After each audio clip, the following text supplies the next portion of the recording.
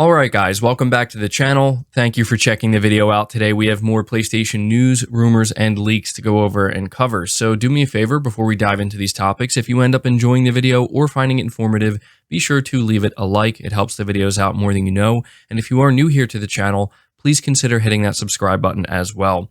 The first topic talks about Star Wars Eclipse. Reading from PlayStation Universe, it says here that Quantic Dream boss David Cage has said during an interview with IGN Japan at G-Star in South Korea that the upcoming Star Wars Eclipse is the most ambitious project of our studio and that it won't be a mere reskin of his previous game, Detroit Become Human. So this is exactly what he had to say. We spent a lot of time trying to imagine our world 10, 15, 20 years from now. What would the technology be like? Do we believe that androids would be part of our societies? I think Star Wars is a very different setting. It's far, far away, as you know, so it's something different. Star Wars is not going to be a skin of Detroit. The two games will be very different. Very different. Although we also, of course, will use what we learned, but it's not going to be a copycat by any means. It's going to be a very different experience. So there you go. If you were wondering what's going on with Star Wars Eclipse, it's still very early in development, so it's going to be quite some time before we get a proper look at this game. But, you know, I enjoyed the trailer that they showed off. I mean, obviously, it's not really indicative of what the final game is going to be like, but it'll be interesting, I think, to see what David Cage can do in the Star Wars universe. And I know that many of you are big fans of Detroit Become Human, so that's the latest we have on it. Moving to the next topic, though, we are talking about Tekken 8.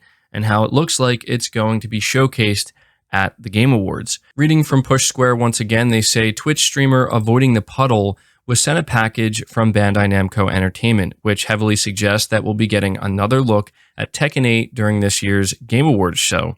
The streamer posted a photo on Twitter which says to tune into the Game Awards live stream with the URL listed for the Game Awards Twitch account and the date of the event.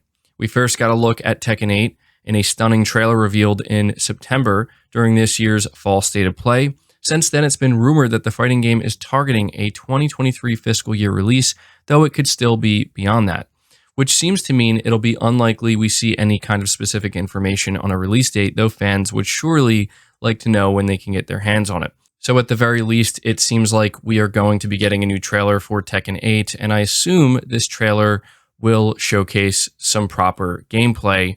And I think a lot of people are going to be interested in seeing that. It was kind of a surprise to see the first Tekken 8 trailer just casually dropped during a state of play. And so it's pretty cool that we're going to get more before the year comes to an end. Moving to the next topic, though, we are talking about the PlayStation 5 and how apparently it's holding 120 FPS better than the Xbox Series X when it comes to Call of Duty Warzone 2, which is a big game that just recently launched for both of these consoles. Reading from PlayStation Universe again, they say the folks at Digital Foundry have scrutinized Call of Duty Warzone 2.0 for their latest tech breakdown. And after comparing the frame rate across PS5, Xbox Series S, and Xbox Series X, Sony's console comes out on top for maintaining a more stable 120 frames per second. While both PS5 and Xbox Series X are able to hit the 120 FPS target on a regular basis, Sony's machine is the one that does it more constantly when things get hectic on screen. The Xbox Series S experiences by far the most dips, as you would expect, as it's the technically weaker console of the three. And so I wanted to just highlight this because I've seen quite a few people discussing this. I don't think it's like that big of a deal, realistically speaking. I mean, at this point in time, we know that both the PS5 and the Xbox Series X are both very capable consoles. And we see that there are times where the Xbox Series X does outperform the PS5. But in this case, with a game like Warzone 2.0, considering how big it is and how many people are likely going to try to experience this game at 120 FPS, apparently the PS5 is currently the way to go.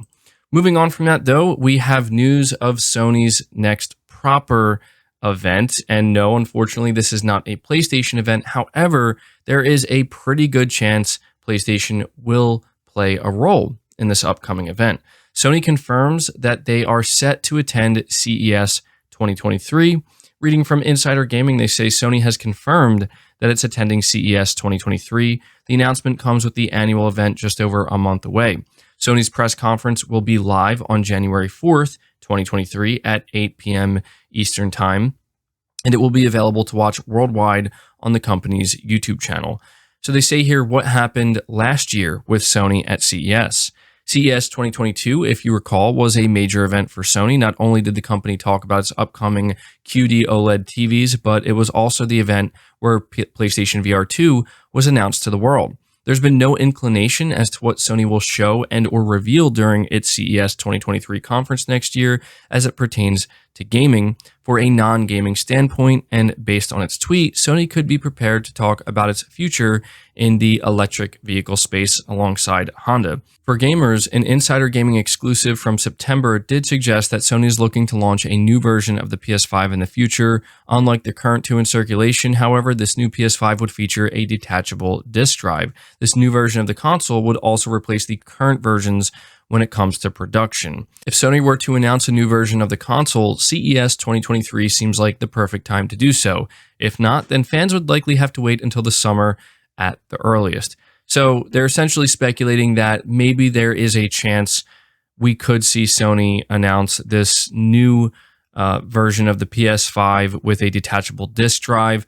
Honestly, I don't know that I'm going to expect that to be at CES, although considering Sony was, very willing to reveal PlayStation VR 2 in a relatively significant way at CES this year, who knows? Maybe we should be paying some attention to this. You never know what they're going to end up showing there. So let me know if you plan to tune into CES 2023. But speaking of PlayStation VR 2, we now have the release date for one of the more anticipated titles, I think, for this headset, that being The Walking Dead Saints and Sinners Chapter 2 Retribution. Reading from Gaming Bolt, they say Saints and Sinners Chapter 2 will launch for PSVR 2 on March 20th, 2023, a month after the next-gen headset's launch, as confirmed by publisher To Upload VR. It won't be available for the original PSVR at the same time, though, with Skydance Interactive currently targeting a vague 2023 launch. Meanwhile, on PC, the game will launch for Steam in February. On PSVR 2, multiple editions of the game will be available as detailed on its PlayStation Store page. The Standard Edition will include the base game and cost $40, while the Payback Edition, which will cost $50, will also include several in-game bonuses. There's also a Chapter 1 and 2 Deluxe Edition, which will include even more in-game bonuses on top of the full base experience of the original game. And so, yeah, there will be 3 different versions. And the third version, by the way, which features both games, is $60. So there you go. Let me know, first off, if you're planning on picking up VR2, and if so, is this a game that you plan to play on it?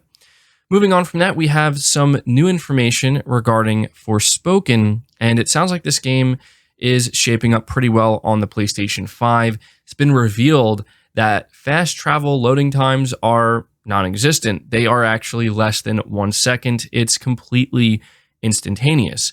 Reading from Gaming Bolt, it says Luminous Productions hosted its first deep dive special episode for Forspoken, which is coming to PS5 and PC next month. Some new details were revealed, with Genki Japan on Twitter translating the important bits. For instance, loading times while fast traveling is less than a second on PS5 thanks to the console's SSD. It's similar to direct storage benefits on PC, reducing loading times to about 2 seconds on an M.2 SSD for a scene.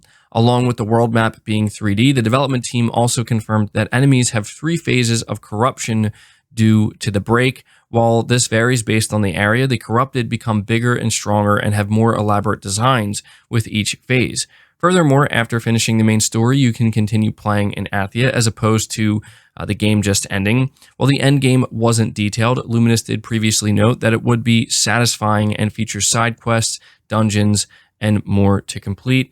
And they did also make it clear that the main story of the game is about 30 hours long. So some pretty solid information we're getting here on Forspoken. And, I think it's all sounding pretty good. And I have to say, it's always impressive to see the PlayStation 5's SSD doing work, but especially when we get games where fast travel is literally instantaneous, less than 1 second. You love to see it. So let me know your thoughts on that, and let me know what you think about some of the new information we received on Forspoken. But we are moving on to the final topic, which talks about a significant PlayStation 5 exclusive release date possibly leaking out. We're once again talking about Final Fantasy 16, and yesterday we talked about how apparently this game is going to have a pretty big presence at the Game Awards, and we speculated that maybe this is where we could get the release date announced. Well, it seems like it may have leaked out. Reading from WCCF Tech, it says Final Fantasy 16 may release in late June, according to the information provided today by a reliable leaker. A few hours ago, the snitch shared a cryptic tweet that seems to be related to the latest entry in the series by Square Enix, as the crystal in the tweet likely refers to Final Fantasy 16, 22 grains of sand, and 6 nations divided, could refer to the game's release date, which would be June 22nd, 2023. While the snitch has proved to be a highly reliable source with their leaks, we have to take the leaked Final Fantasy 16 release date with a grain of salt. And that's the thing about the snitch, is while he doesn't give out too much information these days, when he does, he is relatively cryptic about it, but he still has a very, very solid track record. And so when you look at this, yeah, it seems pretty clear that he's talking about Final Fantasy 16, and he's giving us the release date of June 22nd. And this would fall in line with everything we've been hearing about this game. As we've said over and over again, Square Enix made it clear they're targeting a summer 2023 release. And so June 22nd would be earlier in the summer, and I think that that would be great. I think a lot of people would be very happy to be getting a game like Final Fantasy 16 earlier in the summer rather than much later. And so, we're going to have to just be a little bit patient here, wait for the Game Awards to come around, and we'll see if this turns out to be true. Personally, I do believe this, and I think that we're going to find out this is definitely the date for Final Fantasy 16. So, if that's true, we're looking from Square Enix for PlayStation at Forspoken on January 24th, and then Final Fantasy 16 on June 22nd. So Square Enix doing some big things for the PS5 in the first half of 2023.